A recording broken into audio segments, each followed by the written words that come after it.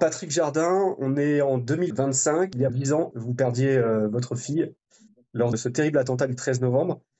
10 ans après, comment est-ce que vous vous sentez par rapport à ça? Par rapport à ça, très mal, parce que je suis certain que si jamais ils prenaient l'envie encore à d'autres djihadistes de recommencer le même scénario, eh bien, on subirait les mêmes dégâts parce que l'État n'a pas pris les précautions, n'a rien fait, et donc il n'y a pas de raison que ce soit différent aujourd'hui qu'il y a 10 ans.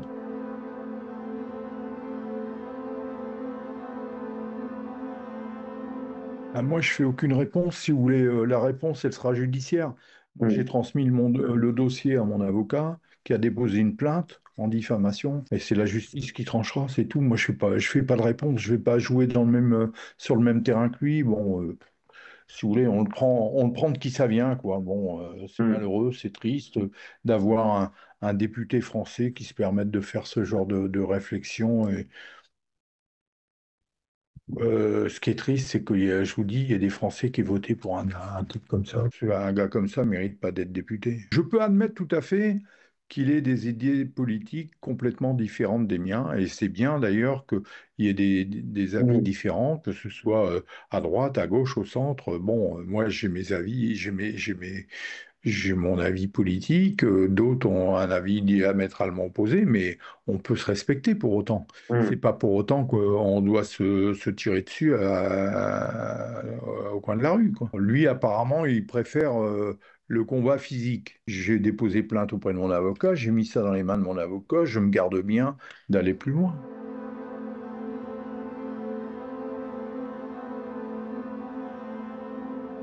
Il y a 4 5 ans, je me souviens plus exactement, comme tous les ans, j'ai reçu une invitation d'Anne Hidalgo. Et la veille de cette fameuse commémoration, elle s'est permis de voter au sein de son conseil municipal une subvention de 150 000 € au profit du bateau qui ramène les migrants, là. Ocean Viking ou... Bon, ouais, c'est ça. Moi, tous les ans, je me rends au Bataclan, mais en privé. Je vais me recueillir devant le Bataclan, là où ma fille a vécu ces derniers instants.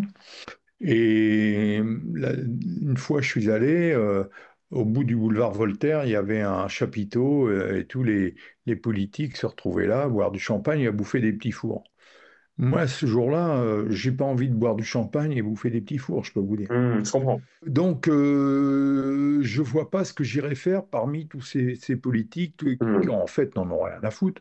Ils s'en foutent comme de l'an 40. Bon, ma fille, c'était la joie de vivre, c'était une fille en plus qui était brillante puisqu'elle a eu tous ses examens sans aucun problème, que ce soit le bac, que ce soit son diplôme de l'EFAP ou alors après son doctorat en sciences de communication et après l'école d'ingénieur éclairagiste. Elle a eu tous ses diplômes toute seule, comme une grande.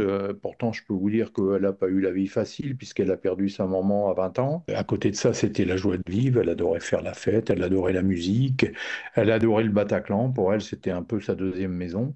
C'était une tête de l'art, un peu comme son père, je l'avoue. Mais par contre, elle avait un cœur en or. Et à partir du moment où j'ai perdu ma fille, je me suis dit que j'allais avoir une mission parce que ma fille, malheureusement, je ne pourrais plus jamais la faire revenir. Et outre faire payer ceux que j'estime responsables de ces attentats, il fallait que je me batte pour que ça recommence plus. Parce que si ça recommence, il va y avoir d'autres familles qui vont être détruites. Parce que moi, ma famille a été détruite suite à ça. Il va y avoir d'autres parents qui vont souffrir. Ce que j'aimerais que les gens retiennent, c'est que ça peut arriver à n'importe qui. Et qu'il faut faire attention lorsqu'on vote, à bien voter pour éviter que on soit dirigé par des gens qui sont incompétents et inconscients. Et ça, c'est très important.